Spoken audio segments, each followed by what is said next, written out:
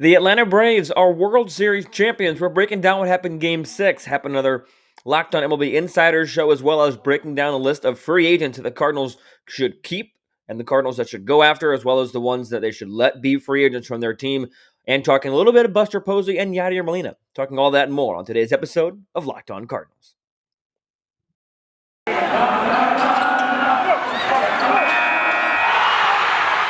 are Locked On Cardinals, your daily St. Louis Cardinals podcast, part of the Locked On Podcast Network, your team every day.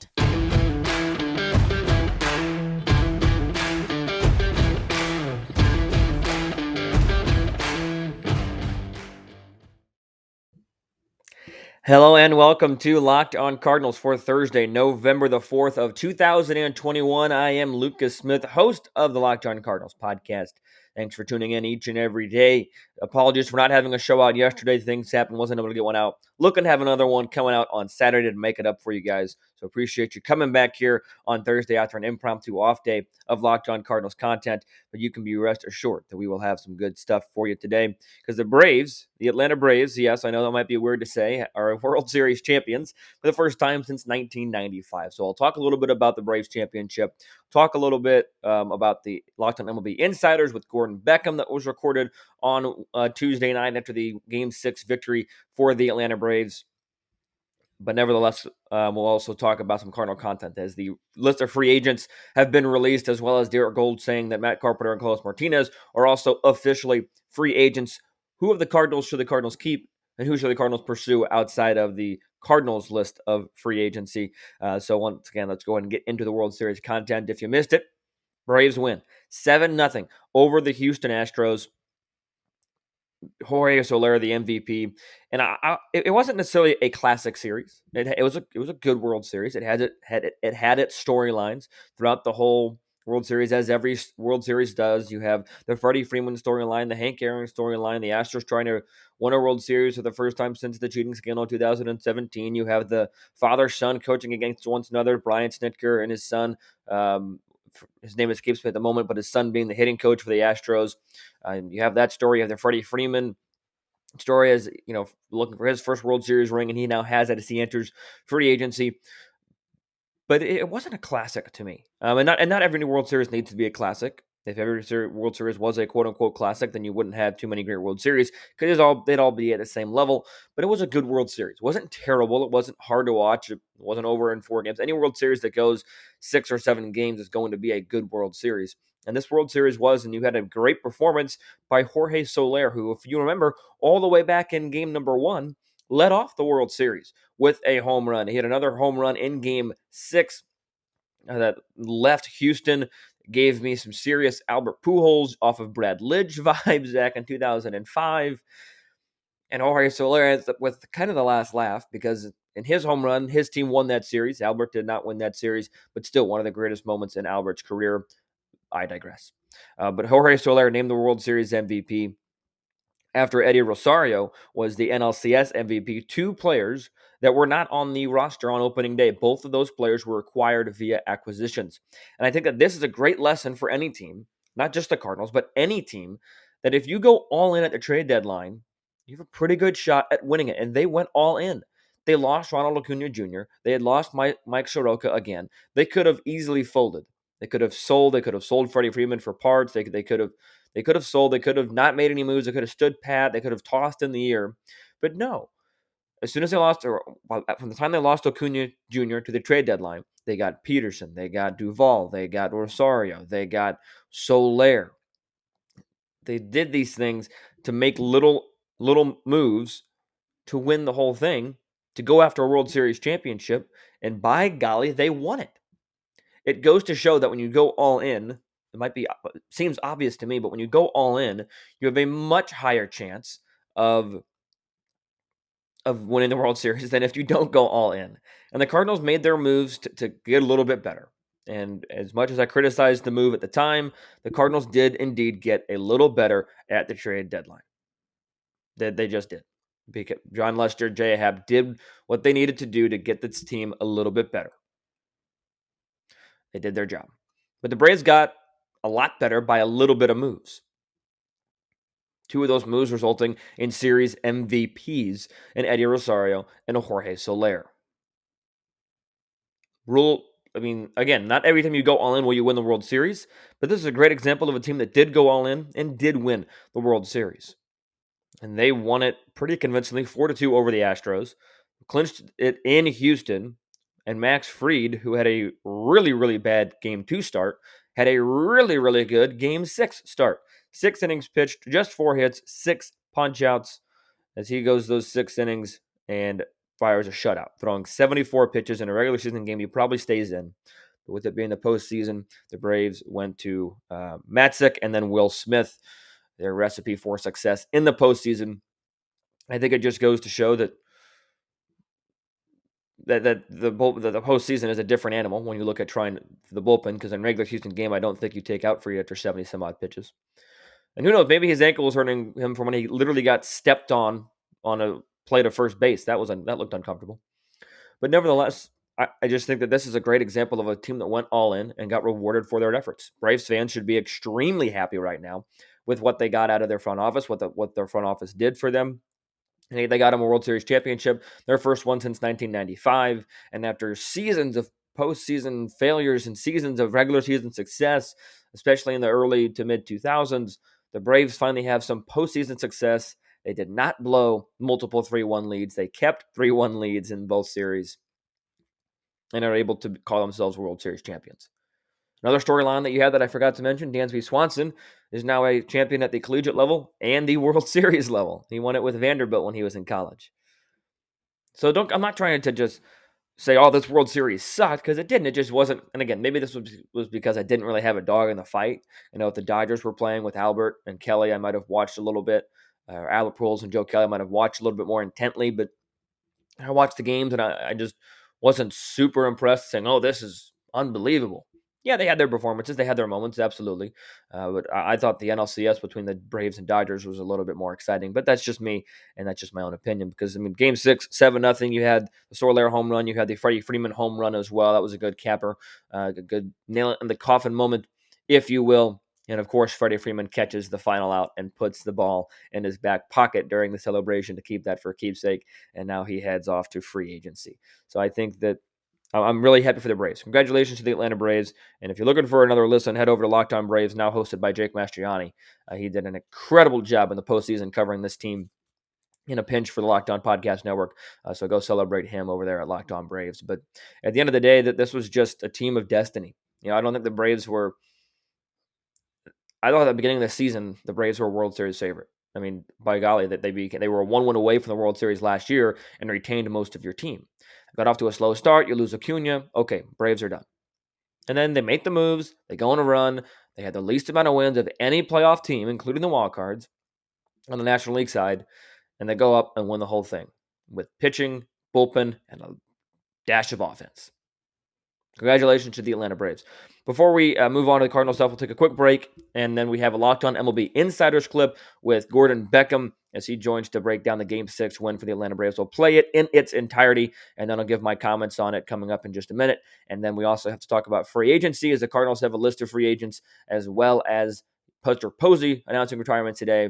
And the conversation will go a little more in-depth tomorrow about a conversation between Posey and Molina as the best defensive catcher or best catcher of their generation. So before we get into any of that, before we even get into the Locked On MLB Insiders clip, I do want to tell you guys about BetOnline.ag. They are back and better than ever with a new web interface for the start of basketball season. More props, odds, and lines than ever before. That means more ways for you to win money. BetOnline remains your number one spot for all the basketball and football action this season. Head over to the new and updated desktop or mobile website and sign up today. Sign up today and receive a 50% welcome bonus on your first deposit. Just use our promo code Locked On to receive that bonus. So if you sign up today, deposit $100, enter the promo code Locked On, you'll get $50 extra to bet and win more money with. Whether it's basketball, football, NHL, boxing, UFC, right to your favorite Vegas casino games, don't wait to take advantage of all the amazing offers available for the 2021 season. BetOnline is the fastest and easiest way to bet on all your favorite sports. BetOnline is where the game starts. All right, so we're going to go ahead and share the MLB Insiders clip that was posted on Locked On MLB's YouTube, but I want to go ahead and just share it in its entirety because I think that it's a good breakdown by Gordon Beckham. He always does a nice job. So we'll go ahead and play this, and I'll share my thoughts on it coming up in just a minute. So here is Gordon Beckham with a Locked On MLB Insiders clip.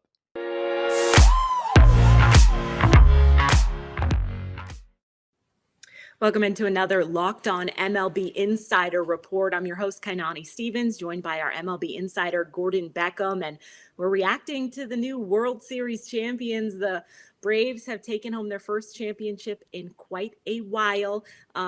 You kind of called it from the beginning, and this game wasn't overly close by any means, but what did you see from the Braves during this series, and how impressed were you in their efforts?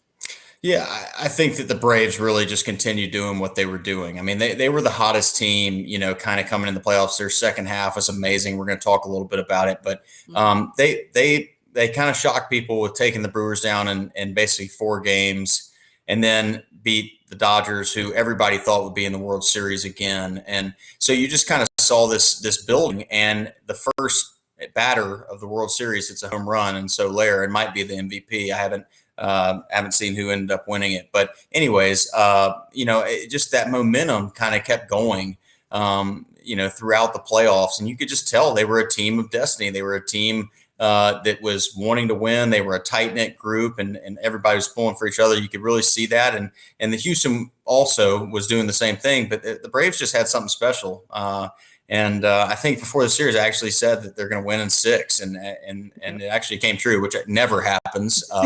But it happened here. They just were a team that was, moving in a really good direction against a team like Houston that was playing well. But the Braves they came out and did it. I mean, they lost Morton the first game, and they didn't blink an eye. They really were coming into this hot. So were the Astros, though. For them to be able to be so dominant over them in this series, I mean, you've covered this team, the Braves, throughout the year. Can you kind of lay out, this wasn't the team that they were in the midsummer around July. So kind of how did Atlanta become the team that won the World Series? Right. So I spent some time covering this team. I did some pre and post games for them. I was around their clubhouse and understood kind of how they were ticking. And I was covering the team at the end of July. And people were asking me, what do you think? And I'm like, I just don't think they're a playoff team. Now, this is before they basically made all the trades. I think they had traded for Jock Peterson at that point, but they hadn't made the trade for Soler, Rosario, or Duvall at that point.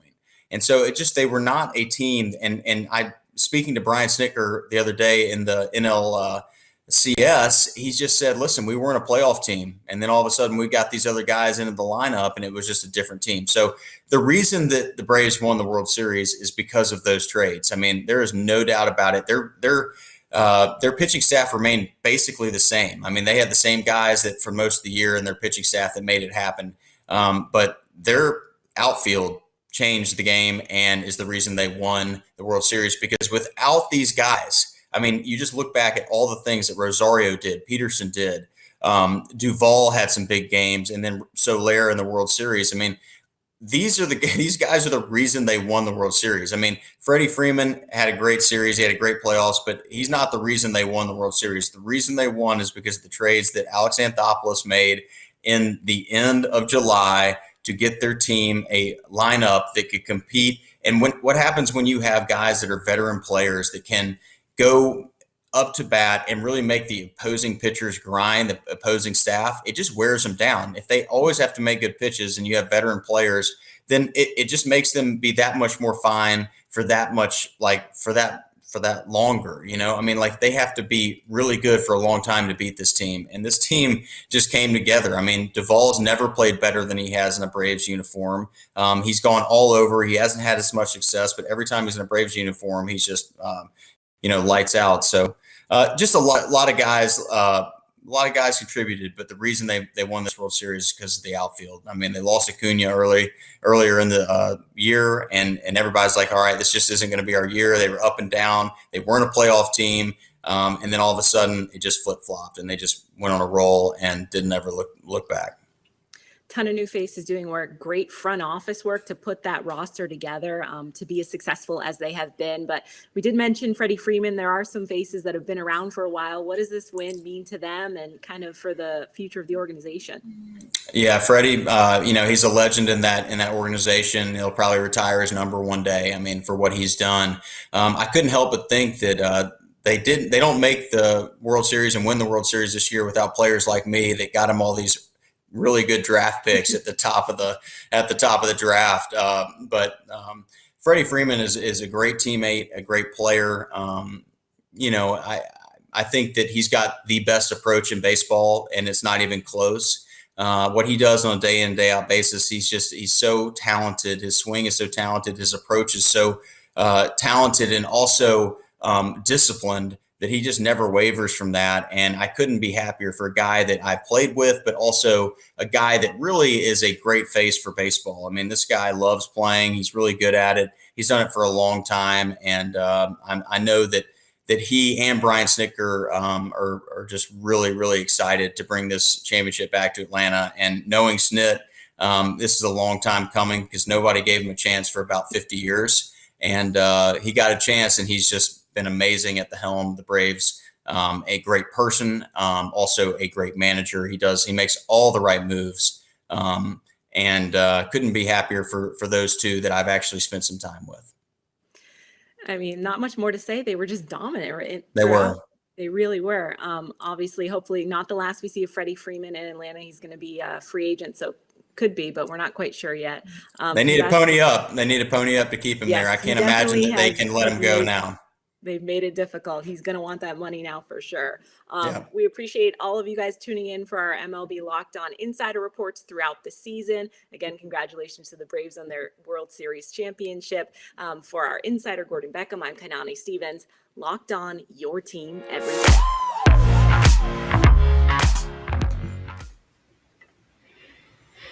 All right, big thank you to Kainani Stevens and Gordon Beckham for that report. Gordon brings up, as always, some incredible to this team in Atlanta, just got hot at the right time. And he kind of echoed what I was saying in terms of that they won this because of the outfield, because of the trades that they made. Nani also mentioned the positive front office movement. And Gordon Beckham brings up a great point talking about Brian Snitker. He's been in this game an extremely, extremely long time. But put in the time, put in the effort, and has been rewarded with a World Series trophy. And I think that this team, if they're able to re-sign Freeman, shows no signs of really slowing down.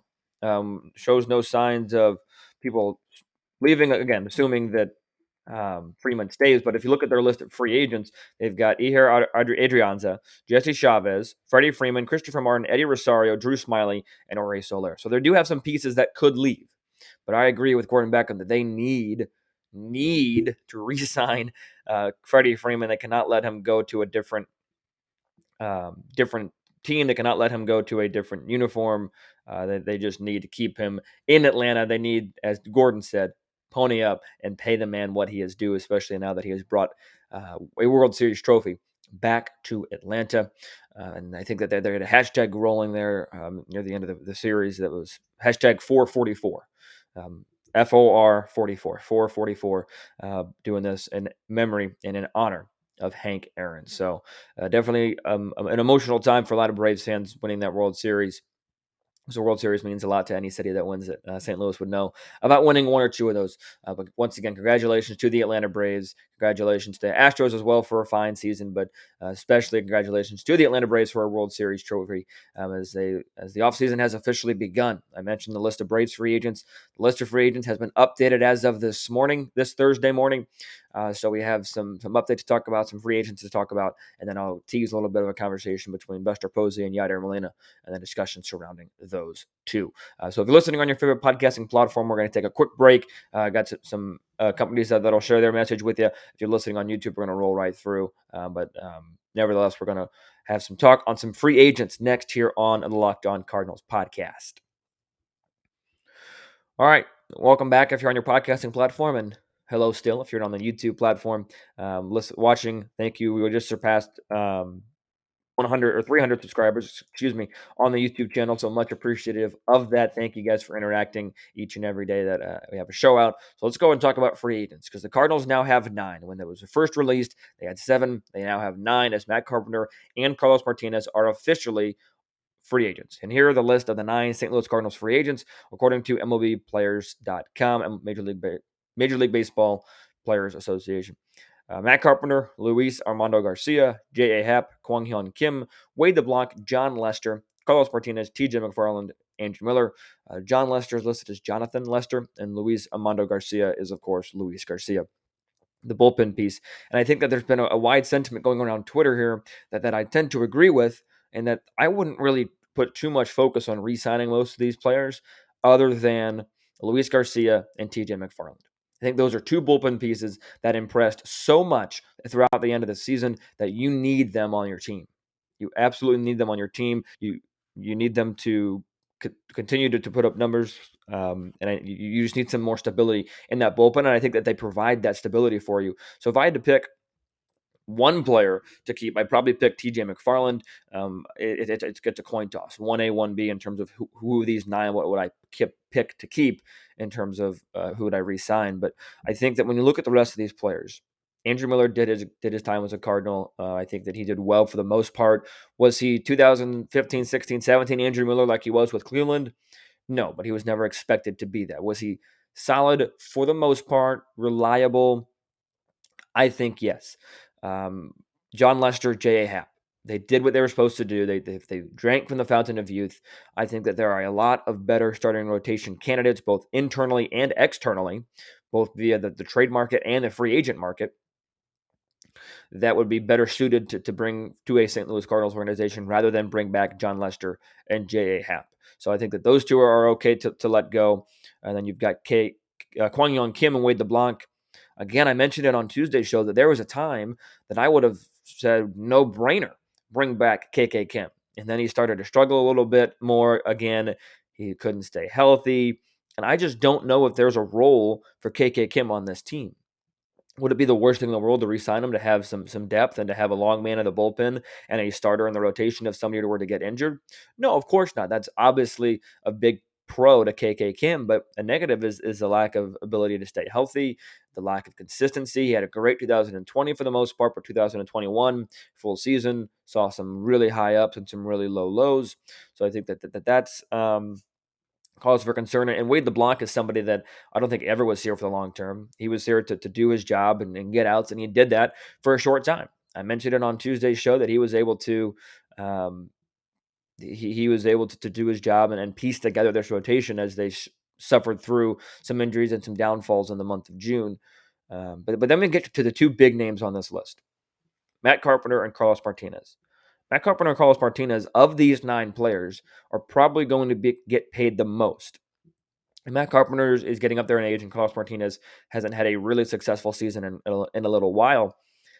But I do just want to say that these 2 Cardinals were fine Cardinals in their time. They had a fine Cardinal career, and it's just time that Carlos Martinez was never able to put it together in 2021, and Matt Carpenter has been on a downward trend really since the end of the 2018 season. So since 2019, he's had 3 really, really poor years.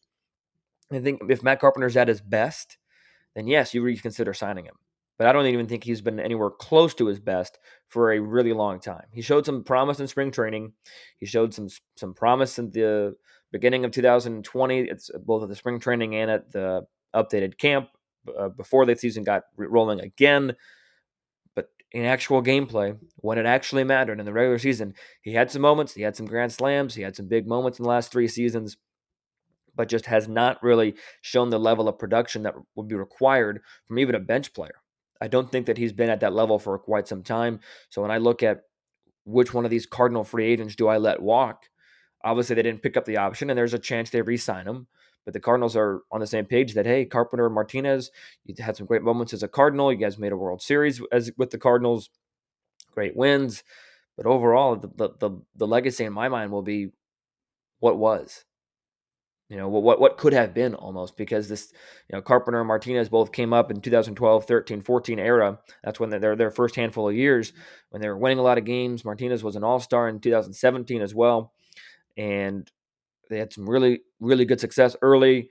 Carpenter continued that success personally. Martinez had his moments, again, all-star campaigns, but overall, they were part of the 3 non-playoff teams from 16, 17, and 18. They weren't a huge factor in 19, 20, and 21 teams, especially 20 and 21.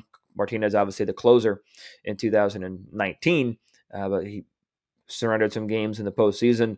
So you had these players that weren't really key factors on their teams for quite some time. And it was just time to let them go. I think that those contracts, they were what they were. They played the course out, and it's just time to move on. And it's sad to see as a fan perspective, because those two guys I think, were two very likable guys when you look in the clubhouse and on the field. But it was just time for those two gentlemen to just be done. So free agents as well. You look at the shortstop market is just absolutely loaded. We mentioned Trevor Story that we've got talked about him last week and a little bit of this week with Paul Holden. You've got Carlos Correa. You've got Javier Baez all on the market. You've got a ton of shortstops. You've got Corey Seager as well that could be a good fit for St. Louis as the Cardinals look for a left-handed short bat and a possible shortstop. So that's a big positive. You've got a lot of options here for the St. Louis Cardinals we'll be talking about over the next couple of days. Another conversation I want to have just briefly before we wrap up today, and I'm looking to get Ben Kaspick of Locked On Giants here as well. It's a conversation between Buster Posey and Yadier Molina. Buster Posey and Yadier Molina have been, bare minimum, two of the best catchers in the National League for the last 10 plus seasons. Bare minimum.